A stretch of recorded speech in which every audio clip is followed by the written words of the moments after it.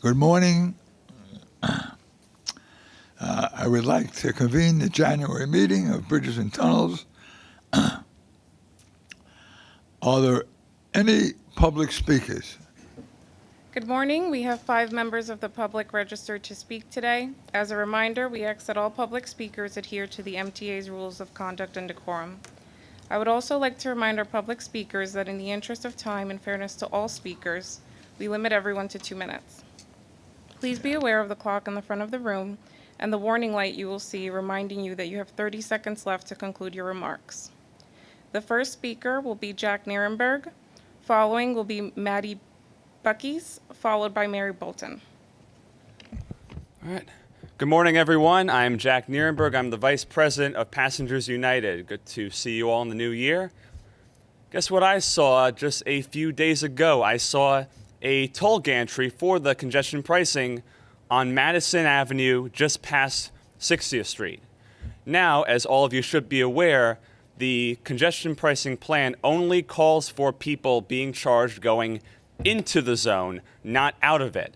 And I've been getting concerns from many people, and I share this concern myself, is that down the road, the MTA is going to claim that, oh, we're not getting the funding, we're not meeting the threshold for congestion pricing, so we're going to activate these toll gantries on the streets going out of the CBD, effectively pulling a bait and switch. That's the complaint that I've been getting. So,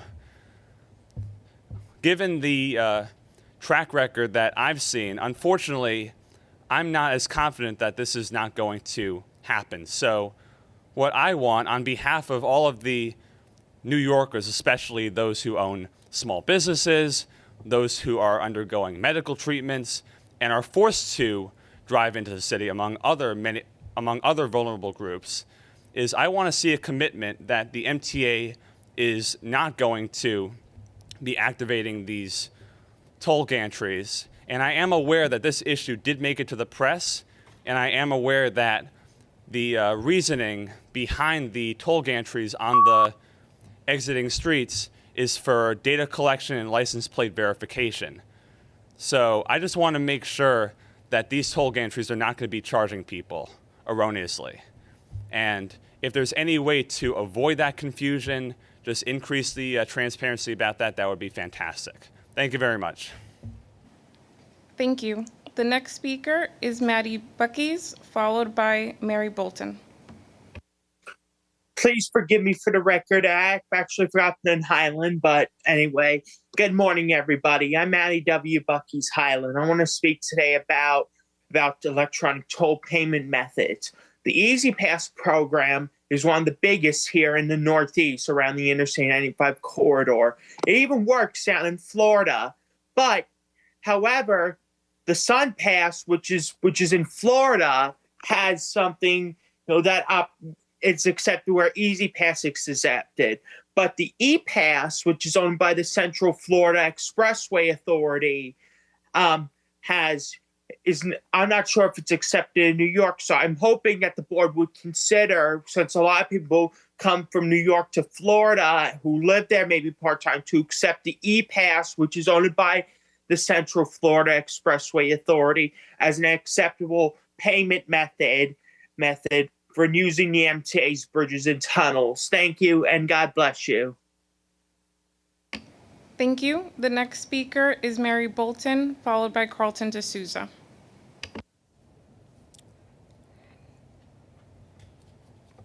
Got to turn it on. Good Oh, morning. You're on board. It's good to see you. It's good to see everybody. Always. It's hard. I stood here a month ago and I said, we have to talk. In January, the new 2023 manual uniform traffic control devices came out, and they added some new information, one of which said, if you find something that you can do better, go ahead and do it. They were very specific about recognizing there are errors in that book, and if you find one and you can fix it and make it safer, then do it. Jano said, come to the office because face-to-face does the trick. I've asked to meet with your team, somebody, get to know each other, begin the process of making the road safer. I haven't been able to get that meeting. Now, somebody at that table in the front needs to say, hey, Murray, sit down with Joe, start the process going, let's see what we can do. And there's no specific. The first is to get each other, to know each other, and establish a personal relation and a trusting relationship. Now, I don't know how to get that done. I asked last month. This month, somebody at that table has to make it happen. I can't anymore. It's going to increase safety and reduce costs. That's the name of the game. It's been a pleasure to be here. Thank you. Thank you. The next speaker is Carlton D'Souza, followed by Joseph Morales. Good morning, everyone. Charlton D'Souza, President of Passengers United. Happy 2024.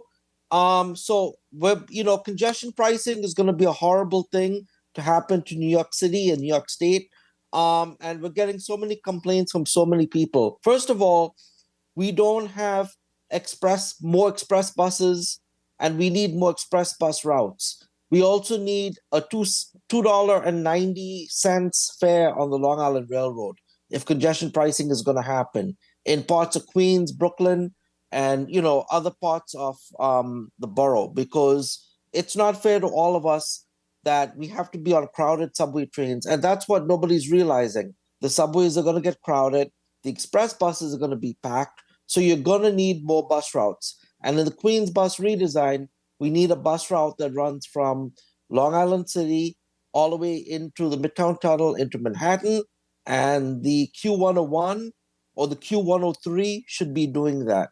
And that is a suggestion that we received from community residents over there. So that's something you'll need to look at for the Long Island City residents. And in terms of discounts for people with disabilities, people who have to go for chemotherapy and appointments, medical appointments, they need discounts and incentives. Same thing for our first responders as well. Our police, our firefighters, they should not have to pay a full congestion pricing. And also transit workers. Transit workers were left out of this whole congestion pricing debate. And many transit workers are now going to have to pay that fee. And why wasn't this, negotiated during the employee contracts? That should have been something, especially for MTA employees, that should have been worked out. So we at Passengers United do not support congestion pricing. Have a good day. Thank you. Thank you. The next and final speaker is Joseph Morales.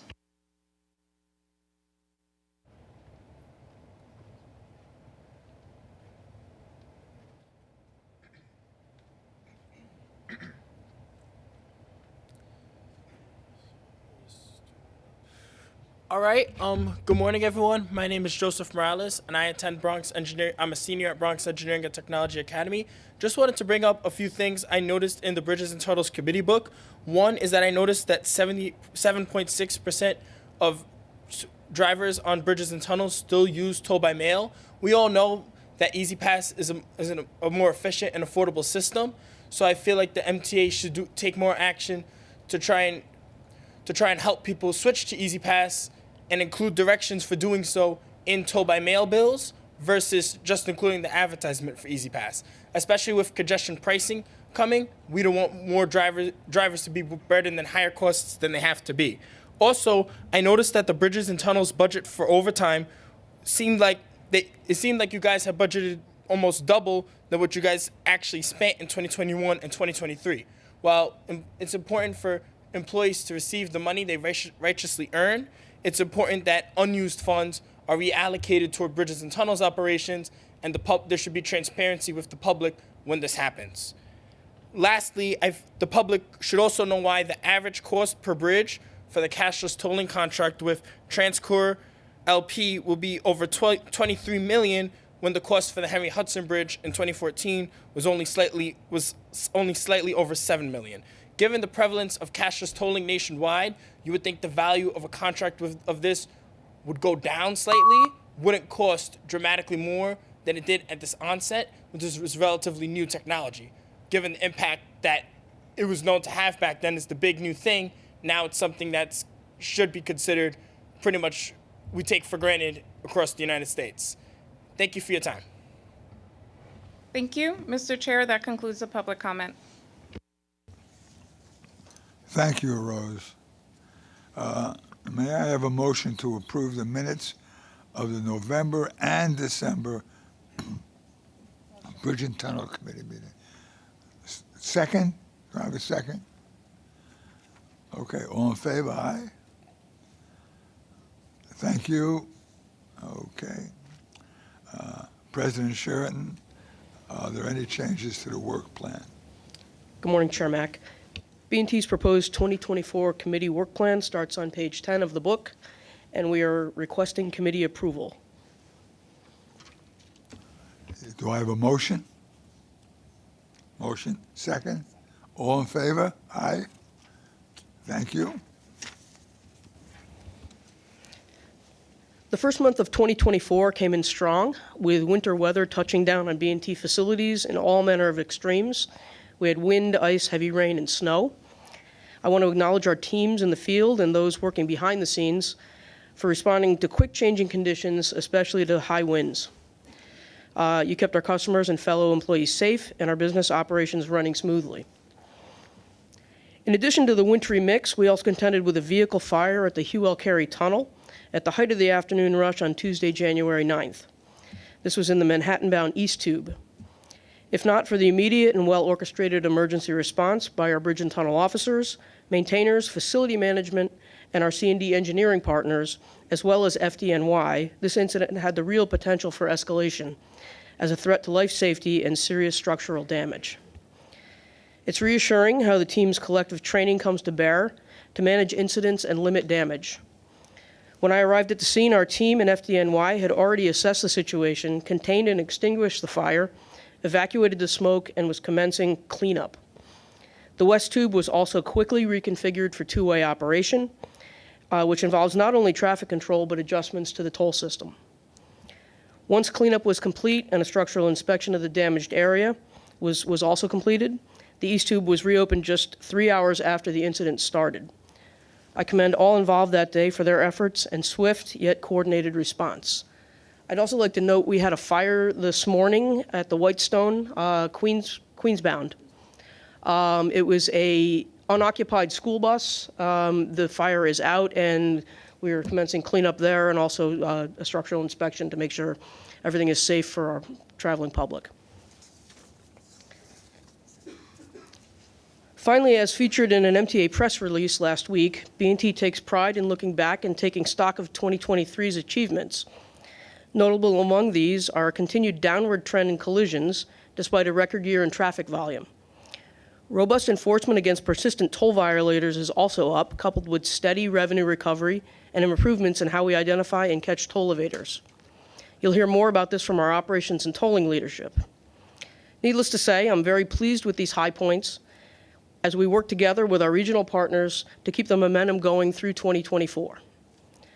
Now to kick off an overview of 2023 as it relates to a critically important safety issue on our facilities, I'll turn it over to Pashko Kamaj, who I'm pleased to announce has been named Acting Vice President and Chief Safety Officer. Since joining B&T in 2004, Pashko has served in several capacities within our Safety and Health Department, most recently as Assistant Vice President of Safety and Health Compliance. His seasoned combination of experience, skills, and knowledge as a doctor of public health were especially valuable during the COVID-19 pandemic and will prove just as important in this new role. Pashko? Thank you, Kathy. I'm honored, as always, to be working with outstanding Bridges and Tunnels team. Good morning, Commissioners. First, I would like to echo President Sheridan's remarks about the efficient handling of the vehicle fire at Hugh L. Carey Tunnel earlier in the month. From the safety and health standpoint in particular, it was managed with primary focus on keeping customers and employees out of harm's way. Impressive work by all. As one of our most important safety indicators, traffic collisions on our bridges and tunnels continue to show a promising downward trend for the last 4 years, having reached the lowest point in decades. As you can see in the chart on screen, the trend has been more impressive considering the significant increase in vehicle volume on our crossings, highlighting long-term safety improvements for our customers and users. Indeed, preliminary data for 2023 indicates the highest volume ever recorded, reaching an average of more than 920,000 daily crossings. From a roadway safety point of view, 2023 ended on a positive. Compared with 2022, volume was up by 2.7%, while collision counts were down by a total of 148, or 11.4%. Another way to look at this is there are about 3.5 collisions for every 1 million crossings on all our 9 facilities. This underscores B&T's commitment to enhancing customer safety and maintaining positive trajectory in minimizing roadway incidents. These positive trends can be attributed to our ongoing initiatives under the 3 E's: engineering, education, and enforcement. I will now turn it over to Vice President and Chief of Operations, Rich Hilderman. Thank you, Pashko. While the majority of our customers are law-abiding and pay their tolls, there are those who seek to beat the system by trying to evade paying. With the start of open road tolling, B&T introduced new technologies to our law enforcement workforce. License plate readers, or LPRs, were installed on all of our patrol vehicles as well as on our tolling gantries. When a vehicle with a New York State registration that's been suspended for toll violations or an out-of-state persistent toll violator is identified by the LPR system, our officers are alerted. When a vehicle is stopped, the suspended registration status is confirmed, the vehicle is towed, and license plates are removed and sent back to the New York State Department of Motor Vehicles. 2023 was a banner year for toll enforcement. Last year, our officers stopped more than 2,700 vehicles for toll evasion. 1,830 of those vehicles had suspended New York State registrations and were removed from our roadways. The chart on the screen illustrates revenue recovery due to roadside vehicle stops since 2019. More than $4 million was recovered solely from these interdictions in 2023, another new benchmark for us. The single highest 2023 stop was for a motorist who owed more than $80,000. Our officers also made 26 arrests for vehicles using fraudulent license plates, and more than 3,200 summonses were issued for drivers operating with covered, obstructed, dirty, or altered license plates. In 2023, B&T's Internal Security Department expanded its license plate reader capability through the addition of mobile LPR trailers. These trailers have been strategically deployed at bridge and tunnel approaches, maximizing opportunities to apprehend persistent toll violators. Information collected from these mobile units also provides additional patterns and trends that aid in data-driven enforcement. While we continue to evaluate their effectiveness, the early results are positive, and we expect to expand the use of this mobile technology. B&T is not insulated in our enforcement efforts, and we're proud to team up in this initiative with our regional stakeholders, the New York State Police, NYPD, the New York City Sheriff's Office, Port Authority Police Department, and the MTA Police Department. Finally, we appreciate the governor's support in legislative efforts to expand our law enforcement capabilities with regards to persistent toll evaders. Thank you, and I will now turn it over to Nicola Angel, Vice President of Intelligent Transportation Systems and Tolling. Thank you, Rich. Good morning. As Rich stated, 2023 marked notable progress in B&T's ongoing pursuit of toll revenue recovery. While B&T's preliminary record traffic can be linked to the success of open road tolling's operating efficiencies, we are committed to renewing our efforts to recover revenue and help our customers pay their tolls to avoid violations. The ITST team continuously pursue persistent toll violators, or PTVs, through submissions of unpaid toll cases via our agency's New York State Department of Motor Vehicles Registration Suspension Program. This program has proven successful in incentivizing violators to pay what they owe. In 2023, the revenue recovery from DMV suspensions was over $35 million, which was 61% more than 2022. As for vehicles with fraudulent and intentionally obstructed license plates, we perform toll system audits to find these vehicles and use all the resources we have to ensure they don't get away with not paying their fair share. As Rich also stated, the vast majority of our customers pay their tolls and are not violators. In fact, almost 92% of our customers use EasyPass. We recognize the importance of education and convenience, and therefore much of our efforts are spent trying to make it easier for customers to pay their tolls. To facilitate easier toll payments and account maintenance, we provide a variety of tools and resources.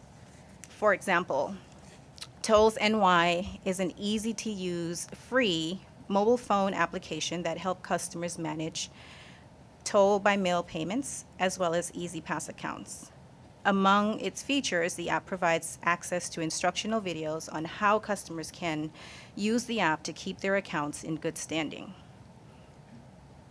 By the end of 2023, there were 3.6 million downloads of the Tolls NY app installed on mobile devices, nearly a 4% increase over 2022. Revenue of 6% using the app was maintained through 2023, which equates to about $153 million in payments. Among other choices for paying tolls, customers who prefer to pay by cash can opt for the Vanilla Direct service to pay tolls at participating merchants such as CVS and Walgreens. Vanilla Direct averages $60,000 in payments per month. Finally, the MTA Office of Toll Payer Advocate is an independent resource available for customers who meet the criteria for elevated toll violation assistance. Customers can submit requests to MTA Toll Payer Advocate via the MTA website. Thank you, and this concludes our presentation. Thank you, Nicola, and to all for this look back. I look forward to keeping this momentum going through 2024. Are there any questions from the commissioners? Andrew? Thank you. This might be for you, Rich. When B&T catches a toll evader and their license plate is from a state other than New York, do you contact that state's motor vehicle bureau? Actually, I think maybe Nicola's group would Yeah, know that better. Yeah. we can speak to that. So for outer state or non-New York license plate, when they are toll evaders, we use different avenues to try to recoup that revenue. Those violations often escalate to collections, and we work with a private collection agency to receive those tolls. To access the information about those violators, we do work through other DMV departments at the various states as well. Thank you. And I just add that we do have reciprocity with Massachusetts, but that is the only state we really have the ability to suspend registrations. Any other questions? Okay, finally, there is one procurement action this month. Lynn Gore, Deputy Chief Procurement Officer, will present this action. Thank you. Procurements start on page 47 of the committee book. There are no non-competitive procurements or ratifications. MTA Bridges and Tunnels have one procurement action being brought to the Bridges and Tunnel Committee for approval this month. MTA B&T is seeking committee approval to amend personal service contract PSC 13-2949 with Transcor LP to exercise 3 one-year option renewals for cashless tolling maintenance services at the authority's toll facilities in the not to exceed amount of $38.9 million. Unless there are any questions, this procurement action is described in details in the committee book staff summary. I submit this procurement action to the committee for approval. Okay, can I have a motion? Second? Are there any questions regarding? Okay. Have a vote. Everyone in favor? Aye. Thank you. Thank you, and this concludes B&T's report.